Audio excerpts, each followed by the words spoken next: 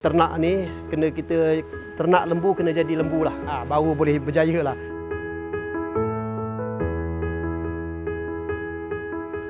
Nama saya Mat Hasbullah bin Sudin.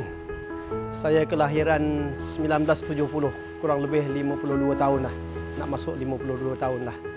Pekerjaan saya sebagai penternak pengusaha lembu susu. Asal-asalnya saya ada kafe ya, Mustawa Family Cafe di Pasir Penambang, Kuala Selangor, yang mana kita ada kopi ya, kita buat kopi yang standard lah, kopi yang kira-kira yang terbaik lah. Dan kopi ni paling sedap dia diminum dengan susu segar. Jadi satu ketika dulunya susu segar ni amat sukar kami nak dapatkan.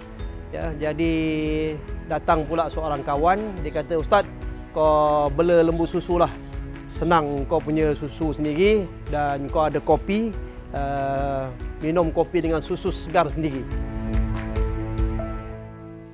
Kasim, sini. Sini. Kasim, sini. Kasim, sini. Sini. Hei, mai. Kasim, sini. Sini. Sini. Kasim. Sini.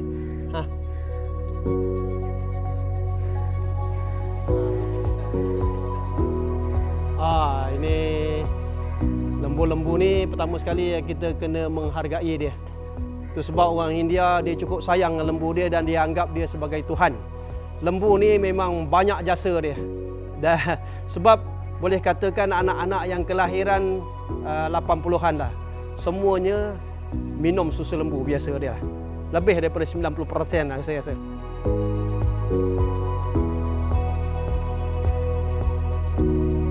Dan pada 2021, Februari 2021, kita masukkan lagi lembu susu jenis JC Persian asli piau daripada Australia. 20 ekor kita datangkan menaiki pesawat ataupun kapal terbang daripada Australia terus ke KLIA, dan kita ambil daripada KLIA itu kita bawa kemari. Alhamdulillah, seawal Februari, tak silap saya 12 ke 13 Februari 2021. Alhamdulillah. Dan kita ternak di sini pada Jun 2021 dah mula melahirkan. Dia lahir 20 ekor tu, dah bertambahlah susu kita. Sampailah mencecah 200 liter lebih satu hari. Mencecah ke 300 liter satu hari. Alhamdulillah. Okey, kita nak mula buat perahan susu kepada lembu-lembu tenusu ni. Yang pertama sekali kita masukkan dia dan kita lock dia dengan besi ni. Okey, kita lock dengan besi ni dan kita pastikan dia punya ambeng susu ataupun puting susu dia tu dia bersihkan dulu. Kita akan bersihkan dulu.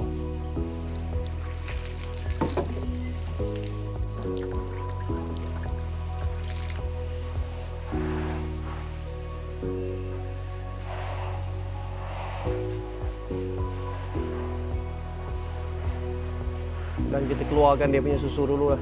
Ya. Okey. Kita biarkan dulu dia kering, baru kita masukkan mesin perah kepada puting susu. Lebih kurang seekor lembu biasa normal dia lah dalam satu hari punya perahan dua kali ya, pagi sekali, petang sekali. Biasa dia 12 ke 15 liter lah. Oh, saya memang betul-betul zero lah. Memang betul-betul tak tahu, memang tak ceburi lah benda ni. Dulu masa saya kecil-kecil ada juga mak ayah bela kambing kan, memang lari ya. Tak lain ya kambing dengan lembu. Itu pun kambing pun 5-6 ekor je. Ni lembu ni jangan buat pasal ya. Dia punya makanan dia memang saya tak. Situlah yang saya dapat ilmu semasa saya kursus pelatihan di 12 hari di Malang, Indonesia.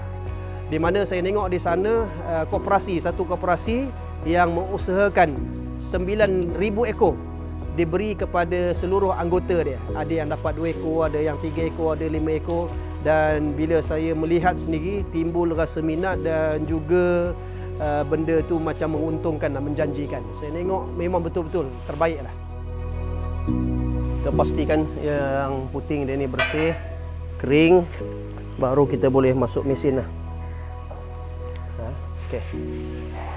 Okey, bismillahirrahmanirrahim. Okey, kita akan mulakan. A'udzubillahi minasyaitonirrajim. Innahu min Sulaiman wa innahu bismillahirrahmanirrahim. Okey. Kita perah yang ni dulu. Bismillahirrahmanirrahim. Innahu min Sulaiman wa innahu bismillahirrahmanirrahim. Bismillahirrahmanirrahim. Bismillahirrahmanirrahim. Bismillahirrahmanirrahim. Bismillahilladzi la yadur syai'un wala fis.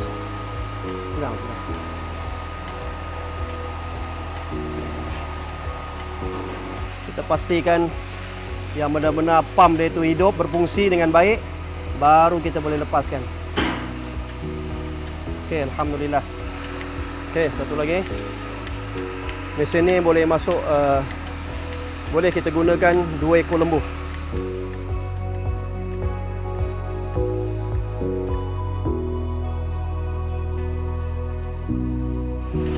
Kita biarkan sehingga susu tu benar-benar kosong dalam kantong.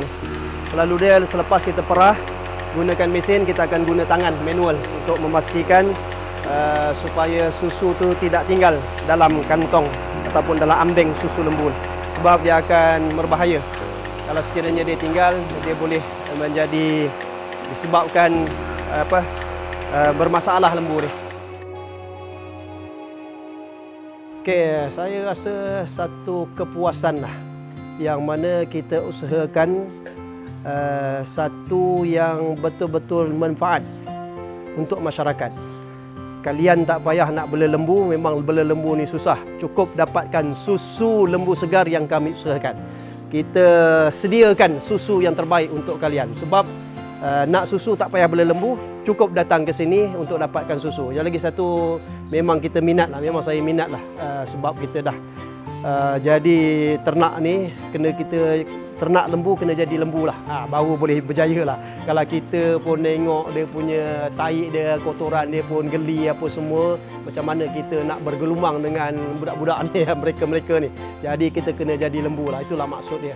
Jadi kita kena menjiwai, setiap masa kita kena perhatikan kita punya ternakan ini berada dalam keadaan yang baik. Kalau dia tak makan, kenapa dia tak makan, kenapa dia kurus, kenapa dia tak ceria. Persekitaran dia sentiasa kita perhatikan, barulah dia menghasilkan yang terbaik. Ini adalah rumput makanan lembu Napier yang terbaik masa kini. Kerana satu rumpunnya boleh menghasilkan kurang lebih daripada 30 ke 40 kg. Ini dia. Tengok ya. Kita punya Napier terbaik punya daun ini yang kita bagi makanan lembu susu kita, agar lembu benar-benar sehat dan juga menghasilkan susu yang banyak, insya-Allah. Nanti akan petugas saya akan potong lagi, akan bersihkan lagi, tinggalkan 1 inci daripada paras tanah, dan kita akan siram dengan Mari Bio M kita, EM kita. Dan selepas tu, seminggu kemudiannya kita akan bubuh kotoran lembu ataupun taik lembu di sekeliling pokok Napier kita ni, dan insya-Allah dia akan subur dan merawat tanah, ya. Tanah, dan kita gunakan benar-benar semua organik. Bahan buangan kita guna balik. Maklumlah sekarang ni penggunaan baja yang begitu mahal. Rumput Napier ni kita ada lebih kurang dalam 5 ekar yang kita tanam. Kalau pokok jagung ni, biasanya para petani jagung akan memberitahu kita yang mana jagung-jagung telah diambil. Jadi dia suruh kami untuk ambil pokok-pokok jagung ni untuk kita beri makan lembu. Sebab kalau dia orang pun tebang ataupun nak upah orang, kena upah lagi, kena kos lagi. Jadi dia orang panggil kami, kita akan bersihkan kebun dia tanpa sebarang bayaran lah. Jadi menang-menang lah, dia orang pun tak keluarkan kos, kami pun ambil percuma untuk bagi makan lembu.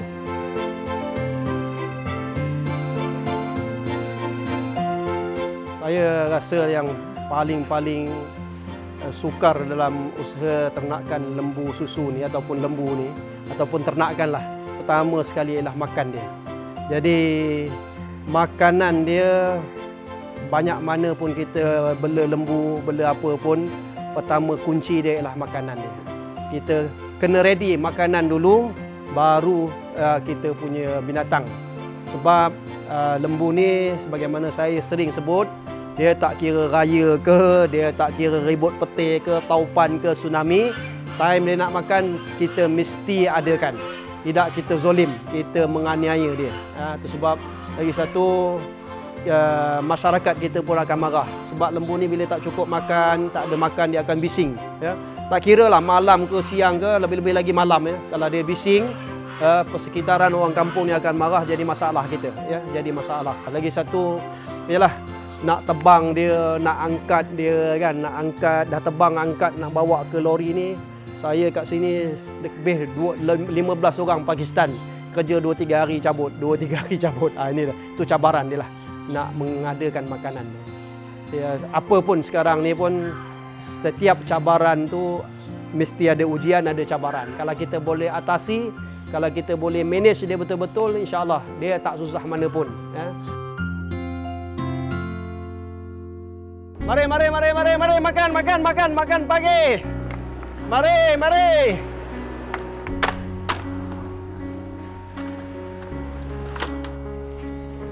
Beginilah saban hari.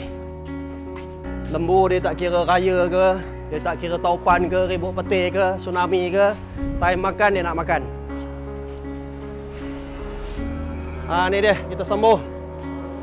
Kita sembuh pada makanan. Tengok, dia sibuk nak makan. Dia jilat.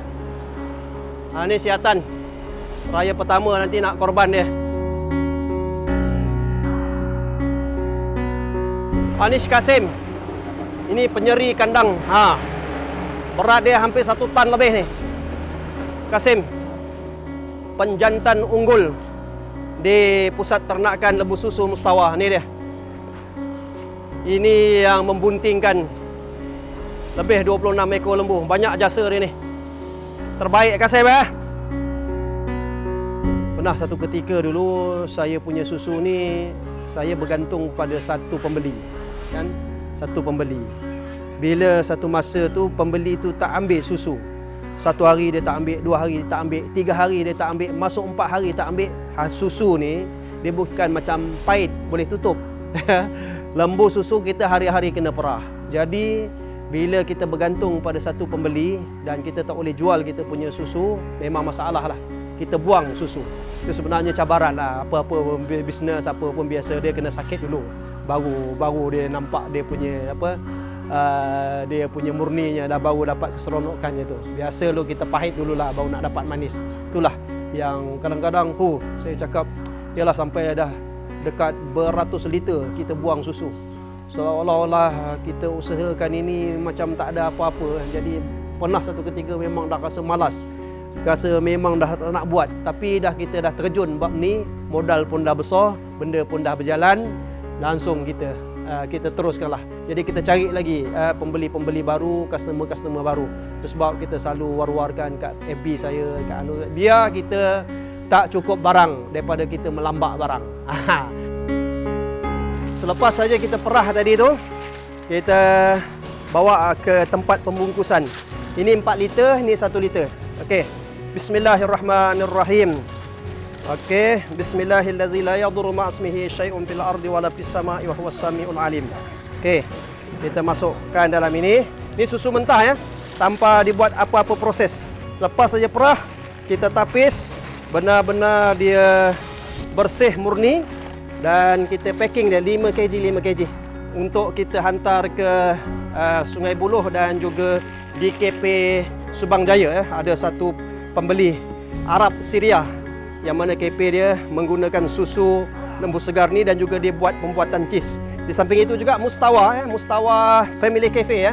Di Pasir Penambang kita menggunakan susu lembu segar Mustawa ni 100% susu segar dicampur dengan kopi dari pergunungan Gayo. Memang terbaiknya, memang the best.